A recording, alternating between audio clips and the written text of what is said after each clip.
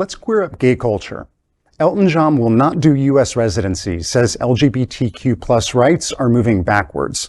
Singer Elton John has spoken out against disgraceful anti-LGBTQ+ legislation being passed in Florida and across the U.S.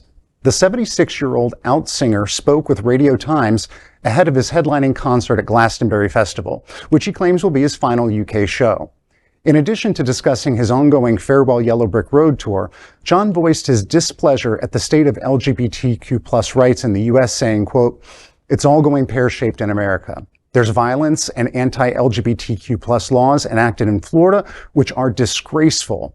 There's a law now that if you visit a doctor in Florida, they can refuse to treat you if you're gay, which I find just unbelievable," end quote. John was referring to the right to discriminate law signed by Florida Governor Ron DeSantis in May. He added, quote, "We seem to be going backward and that spreads. It's like a virus that the LGBTQ+ movement is suffering." For John, who came out as bisexual in 1976 and gay in 1992, America has become a hotbed of homophobia. John, who founded the Elton John Aids Foundation, which has raised more than $525 million and by its own estimation saved 5 million lives, expressed his deep unhappiness about the growing tide of homophobia, which he said extended to Britain. And being married to a Brit, I will tell you, it definitely does extend over to Britain. And during the 1980s and 1990s, they basically had this same version of Don't Say Gay, where it completely changed their education, even how kids talked. I didn't know that. It was that was how Luke went through school, was in a kind of Don't Say Gay era of the UK. It's called Section something. What was the name of the law? I'm sorry, I don't know the name of it off the top of my head, but it seems to be rolling back. They're not doing that great right now with LGBTQ+ rights over there either. So I don't know what the hell, Elton, you're talking about. But I should have sold my ass last year to see you, except that your tickets were like $1,000, all up in the nosebleeds. But I should have sold my ass to go. You know, it's one of the things that I think is good that he did this is we have the largest retirement community in the world is here in Florida. It's called the Villages. Every GOP presidential cycle, they land a plane at a private airstrip in the Villages, and Trump's been there twice to speak at the Villages. One of the things I love about this is when Elton John says, "You know, I'm not going to perform." I'm not going to come to Florida and perform. There's about 70% of the Villages that are the same age as Elton John that goes, "Oh my gosh, wait, what? I'm not going to get to see Elton John one more time?"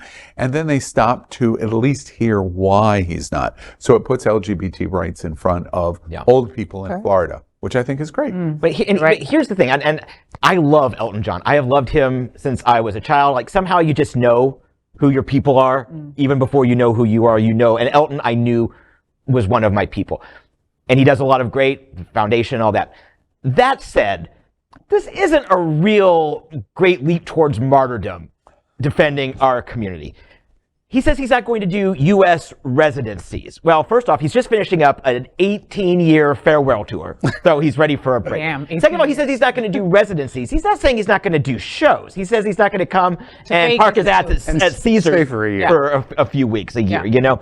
So that's what he's saying. Also, keep in mind, he still supports our community with shows. When Russia passed their first main anti-LGBTQ law, perhaps the progenitor of LGBT, he still went to Moscow and I believe St. Petersburg and did his shows there, because he said we can't, by not going, we're robbing our people of their culture.